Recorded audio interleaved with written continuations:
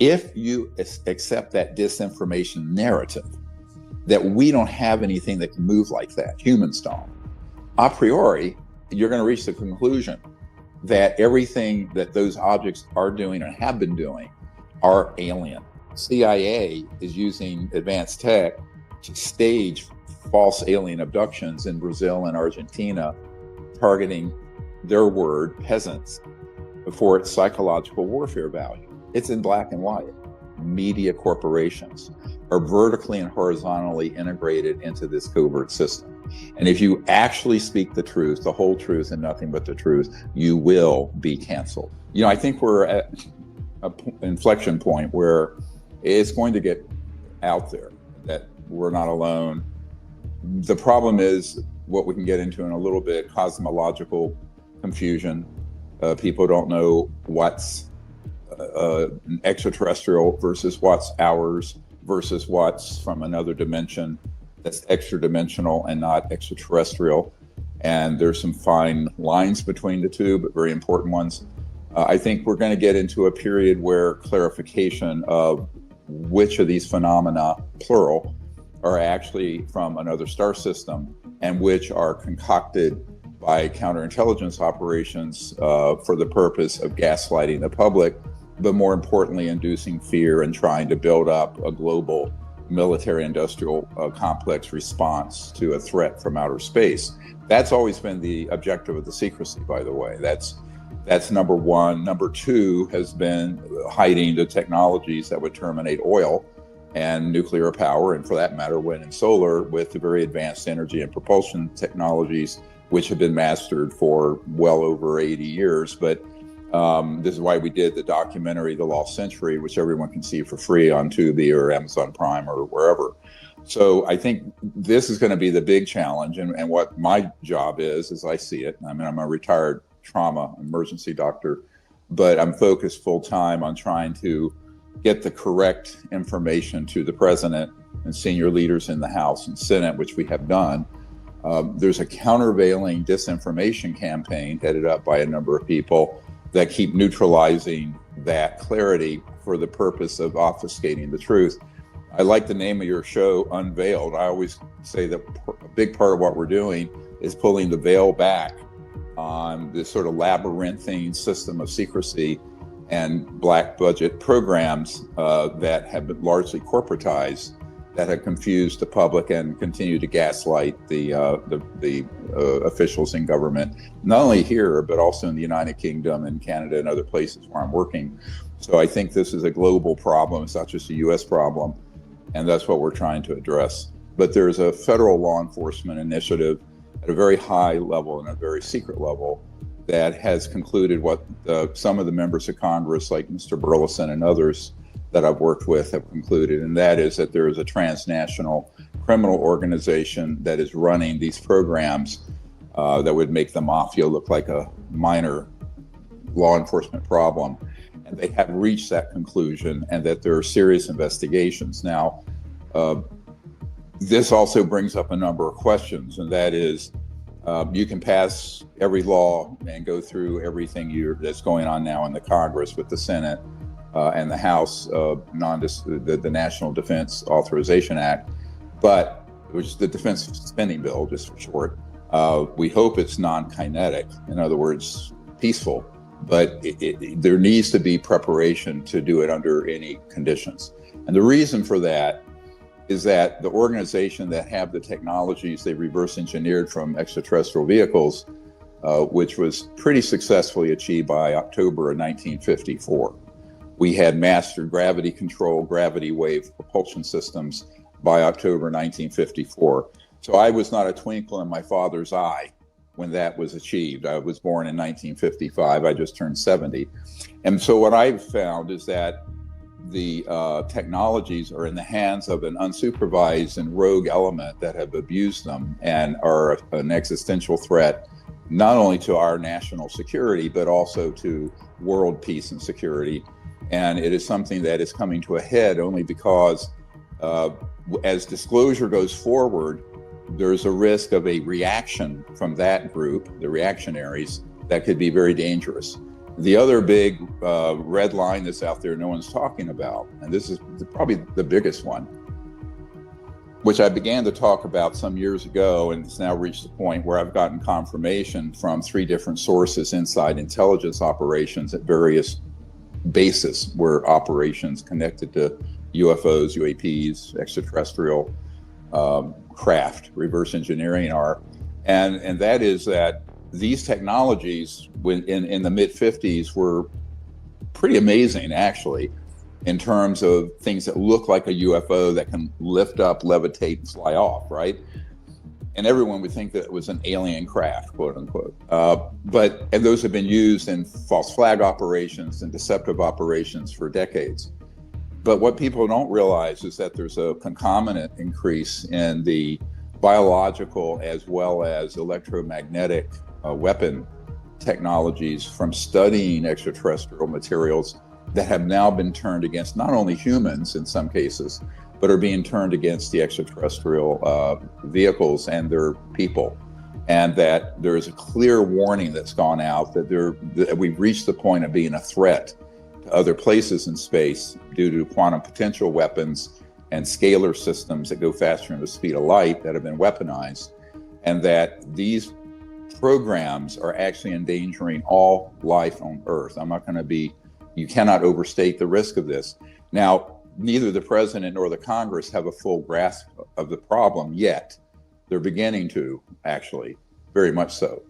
But it's going to take some action, and the action is very intimidating because I don't know if I'll just tell you a story. It's apocryphal, but it's illustrative of the problem.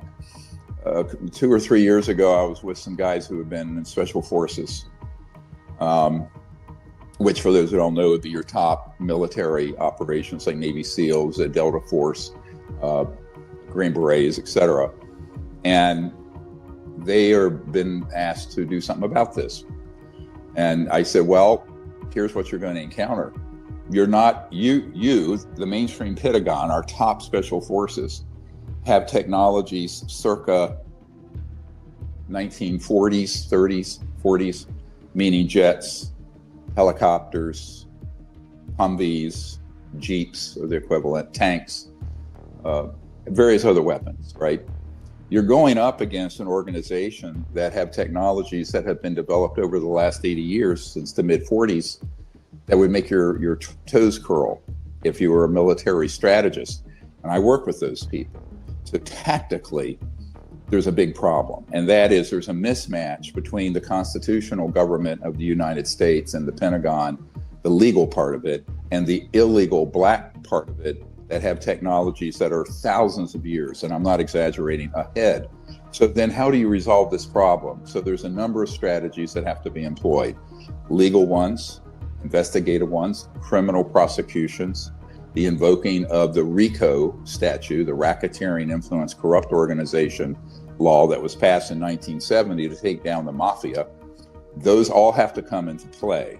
The Congress is going to have to be supportive, and more importantly, the White House, the Oval Office, are going to have to approve certain executive orders, which I've already provided to them.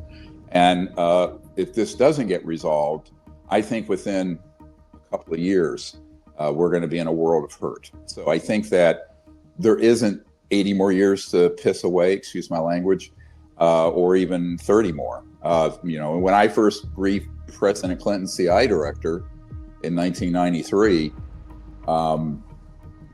that's when I learned that the president and the CIA director at that time were being blocked and had not been read into or briefed on the matter. And I didn't believe it. The FedEx I have, it's in our archive. Actually, people want to see documentation on everything I'm going to talk about in this show. Go to Disclosure Project Intelligence Archive. It's dpiarchive.com. It's free.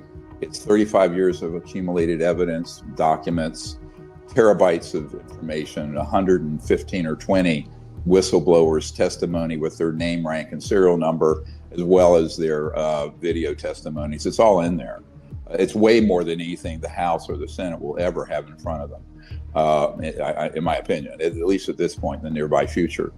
But, what I discovered was the chain of command got severed and there was a decapitation, if you will, or a little bit of a coup d'etat that happened in the late 1950s when Eisenhower inadvertently lost control of these covert operations dealing with the retrieval and reverse engineering of extraterrestrial vehicles that had begun in the 40s. So in the late 50s, Eisenhower wanted to have an open contact event, much like what our CE5 contact concept is, but governmental. And the ETs wanted to do it peacefully, and they wanted us to get rid of all these thermonuclear weapons and make peace on the planet. And there are a number of reasons for that. One is, I think these civilizations have a long-term interest in the planet that predates modern civilization as we know it.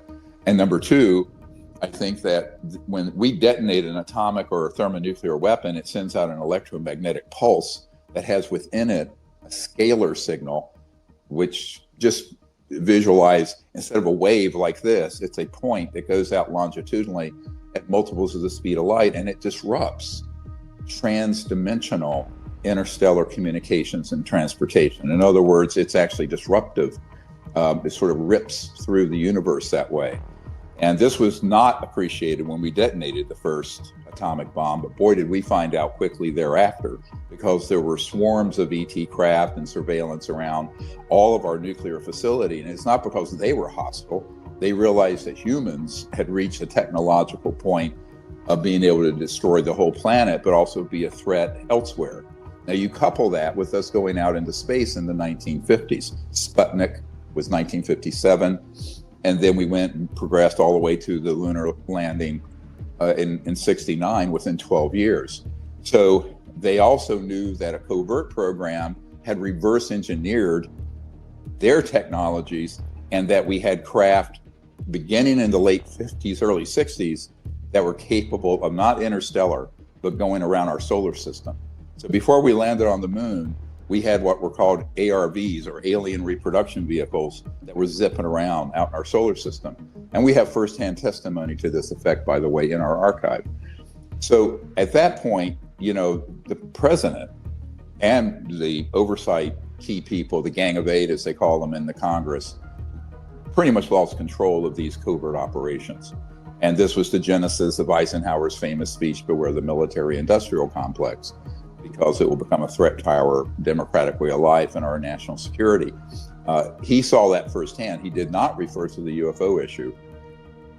But at the same time, he realized what he was up against. The only president that tried to go to distance against this cabal was Jack Kennedy, and it certainly got him assassinated. There's no question about that. The next president, who I think probably did the most to try to do this, ironically, was President Clinton, who's CI director I briefed. In 94, 95, they started a project after I had the meetings, and we provided a lot of documentation to the administration, a briefing document that was about 500 pages long. And Mr. Clinton reviewed this very, very assiduously, by the way. And he determined that they needed to stand up an operation known as Team Red, which would be a group of special forces guys who would take on what they called Team Black, meaning the illegal programs, now called legacy programs, that are sitting on all this tech and are keeping all this secret. And Team Blue was just a conventional military. Unfortunately, that entity, that Team Red entity, was under-engineered, meaning it was not able to take on what I described previously a few minutes ago, and most of them were killed or they were absorbed into these black projects. There are some that are still living who, when they were very young, were put in the Team Red, trying to fix this problem, who now are in Team Black, who have come forward and are working with us and with law enforcement. So, but now they're, of course, 50s instead of 20, and they have a huge amount of knowledge and experience, but they're also very aware of the use of lethal force and so-called wet works, which are assassination, targeted killings. Wet comes from blood. and that, they have to be very careful. And one of the things we're trying to also set up is surveillance around all these high-valued whistleblowers, and anyone who would make a move towards them, we will catch them red-handed. We, not me, but the people who are in senior law enforcement. So these are all things going on kind of sub rosa, behind the scenes, that I just want to address. And then there are the things you're going to hear about in the Congress that are the normal dog and pony show with ufology and whatnot. But I think that for the most part, we're at a key turning point. We're going to have to choose. And one of the president's friends told me that he really wasn't wanting to take this on right now. And I said, well, he's not going to have a choice. As I see it, there's not going to be a choice. This is going to happen on his watch, and it's going to happen well before in 2028. This is only 2025. And like it or not, this is all going to come out, and it has to be managed properly. If it's managed improperly, it would be much worse than the problems we had with COVID.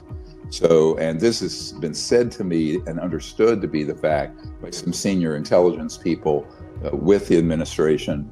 But and then they realize what's really going on, and that everything we've been saying for 35 years is true, and that it's a massive national security problem with an organization and constellation of corporate and quasi-governmental interests that absolutely trump, no pun intended, the capacities of the conventional legal constitutional government.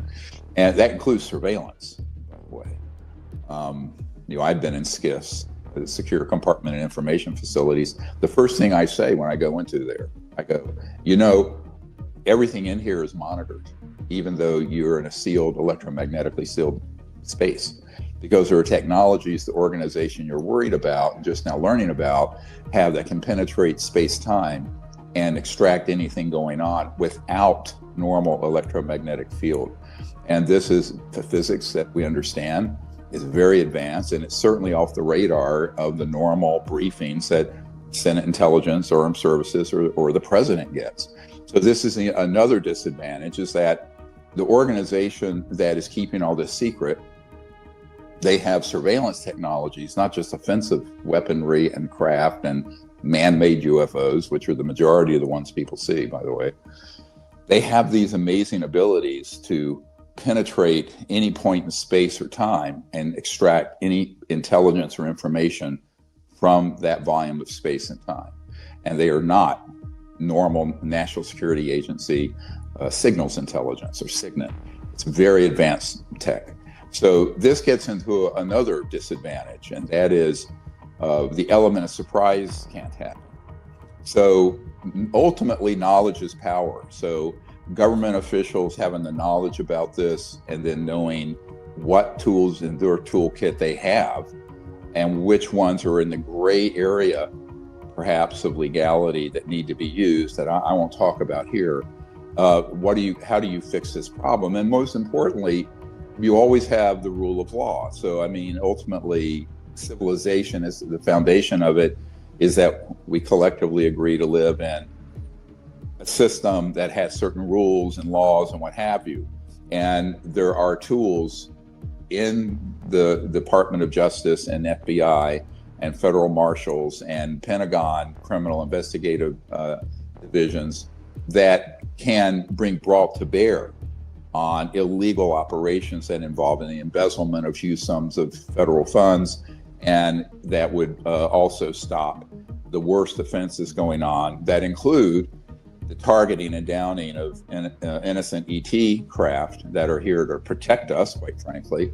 And then more importantly, or equally importantly, is the use of these same advanced platforms. They're called ATs, advanced technology. They used to be called ARVs, alien reproduction vehicles, that are being used to target, kidnap, abduct, torture, and traffic humans, but also do human experimentation. We know where some of this is going on. We have whistleblowers in those systems, and this has also been handed over to law enforcement. See, these are terms that are concocted because they are deliberately obfuscating. They confuse people. So I like being very specific when I go into a brief. I go, well, we have interstellar civilizations that are also transdimensional, because you're going beyond the speed of light, which means you have to traverse other dimensions in order to go from point A to B. It's quantum entanglement, right? Now, you also have weird things. It's kind of like that. I gave lectures about this WSF, great term from the CIA, WSFM, weird science and frickin' magic. It's all the really secret stuff.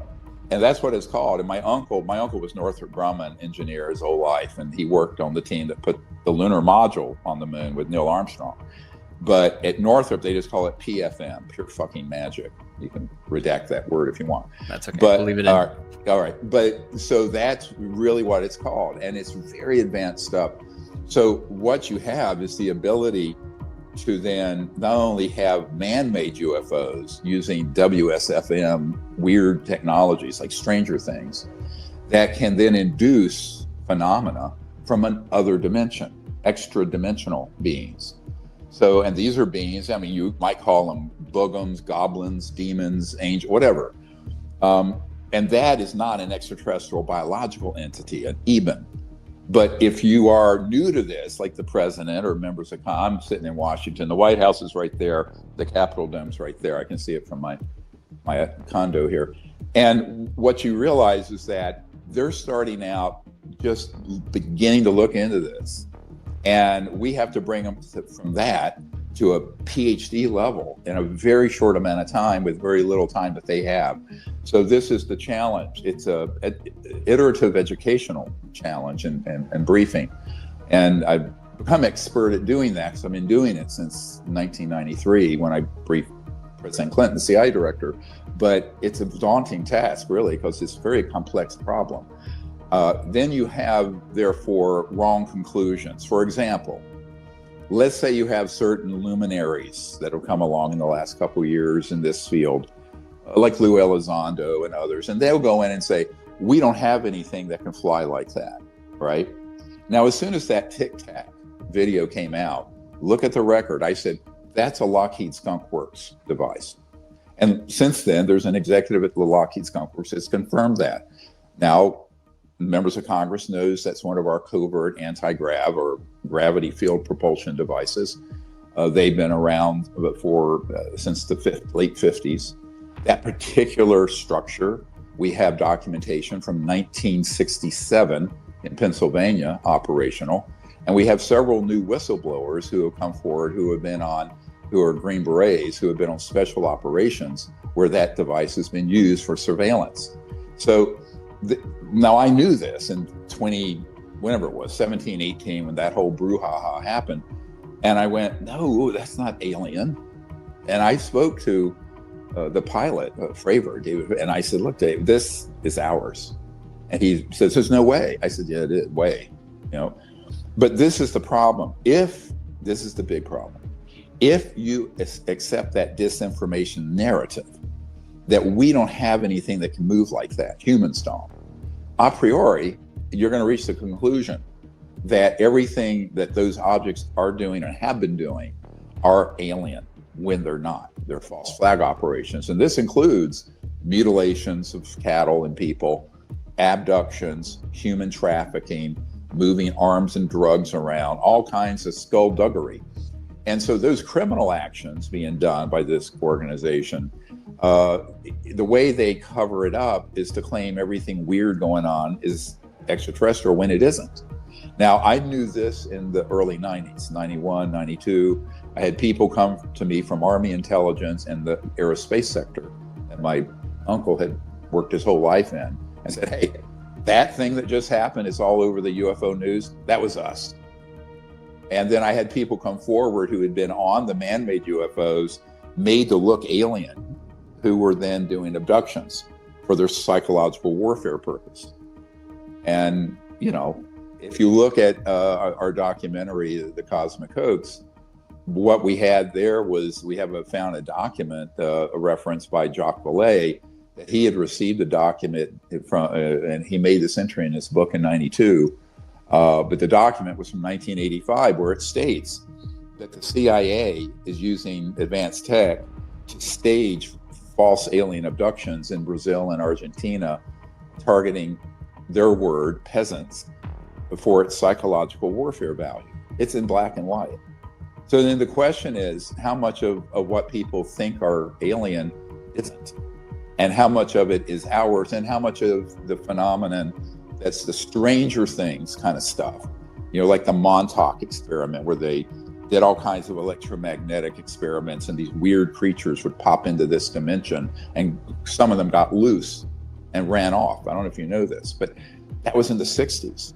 And this has been the biggest struggle I've had over the last 30 years is, getting people to understand that, so that they're not ascribing to quote aliens, a term I don't use, because aliens have become a wastebasket for everything weird, right?